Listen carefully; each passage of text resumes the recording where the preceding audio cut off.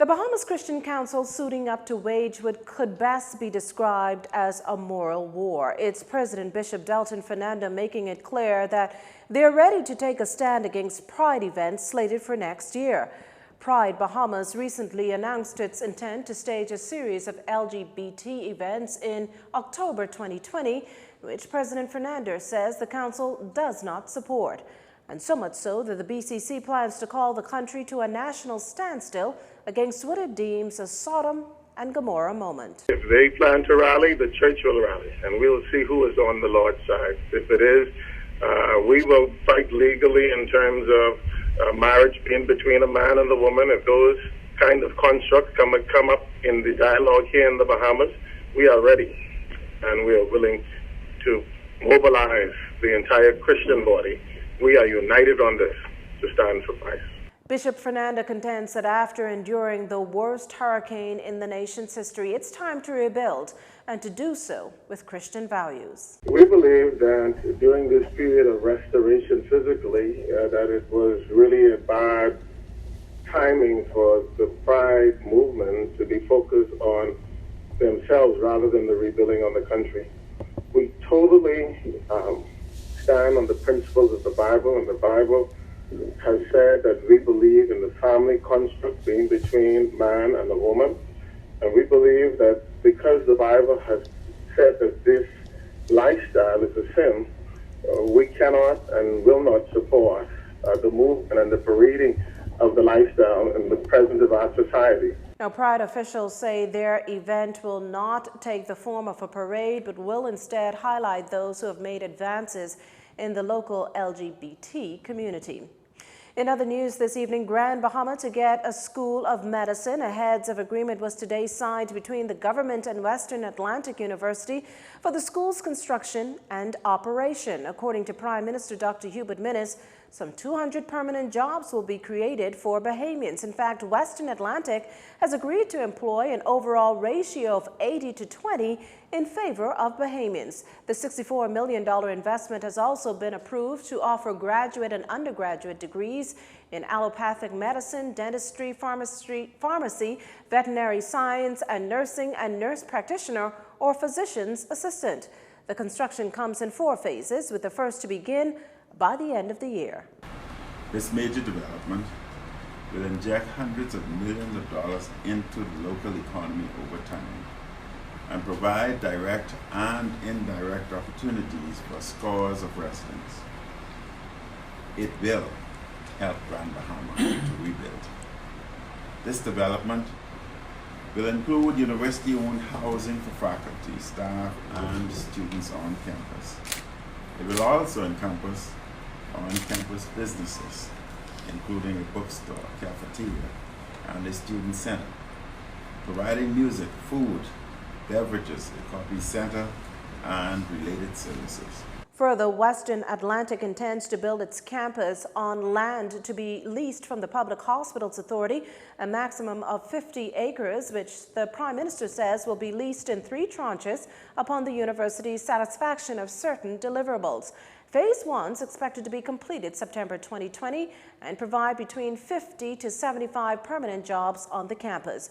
This, he added, is expected to increase between 10 and 15% as student enrollment increases. Phase 3 is expected to be ready for occupancy by September 2022 to accommodate growth in September, which is said the campus will need to continue its physical expansion with ongoing construction. Campus enrollment is expected to reach 1,000 students by 2029. Western Atlantic University School of Medicine CEO Peter Goetz says international students will be here for the long term. Students are going to be here for 20 months at a time. They're going to sign 2-year leases when our first students come. They're not going to be short timers. 2 years at a time. The families are going to come. This is the renaissance of bringing youth and vibrance to Freeport, and we can't wait to get started. I'm so pleased to be home, and thank you for having us. For Bahamians wishing to attend Western Atlantic, the university will make available 5 concurrent scholarships through the Ministry of Education. Well, just before boarding a flight for Grand Bahama, the Prime Minister held a press briefing at his Cable Beach office following a weekend of further assessments in Abaco. Reporters were told that land has been cleared for a family relief center. If all goes as planned, the center will be in place for 2 years before becoming a permanent dwelling spot for displaced Abaconians. The temporary domes will be removed as individuals and families move to their permanent location. The Family Relief Center will be located on government land and will be enclosed. And with Marsh Harbor having more public infrastructure than the Keys, the Prime Minister says the government is working to rebuild the Keys as quickly as possible.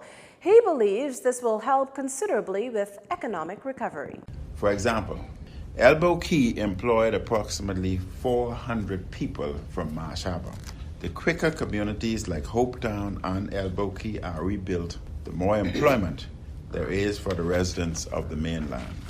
In addition to general reconstruction efforts, we must get as much regular economic activity as possible going throughout Abaco, including in areas not destroyed by Hurricane Dorian. The central government will this week deploy hundreds of government workers from every ministry and major agencies to coordinate and help with recovery and reconstruction, this while boosting and ensuring proper security on the ground. We have had to reestablish the workings and the instruments of government on the ground. This is the largest deployment of government personnel in the history of our country in the aftermath of a natural disaster. And beginning this week, the residents of Abaco will be able to utilize in their rebuilding efforts the government's one-stop shop facility. The one-stop shop facility includes Ministry of Works, Department of Environmental Health, Customs, Local Government, NIV, Department of Inland Revenue, and the Small Business Development Center. As for government-operated schools on the island of Abaco, Dr. Minnis said the target is to reopen them in January, while the Prime Minister also using the opportunity to hit back at the opposition's criticisms that a new acting commander of the Royal Bahamas Defense Force will hamper ongoing recovery and reconstruction efforts. Dr. Raymond King was recently appointed the RBDF's deputy commander. Since then, he's assumed the role of acting commander. Commodore Tellis Bethel is on leave for the next several months. Contrary to what the opposition says, the Prime Minister isn't convinced the change in command will compromise efforts. And we will remain focused on the rebuilding efforts. And like I said, it won't happen overnight. And the public and the Bahamian at large must understand that. But we will continue to move with our reconstruction efforts. All throttles are being pushed ahead moving forward. As for if this is the right time to replace the head, Dr. Minnis says the government has a policy that individuals who have long extended vacation, from we've came in, we've enacted such a policy where we place individuals on leave. We are not in the business of paying individuals for 3- and 4-year vacation leave that they've accumulated. We put you on leave so as to save the Bahamian taxpayers' money. This past summer, several high-ranking police and Defense Force officers who had acquired months of vacation time were sent on leave. You're watching JCN News. Stay with us. This segment of the news was brought to you by Alive.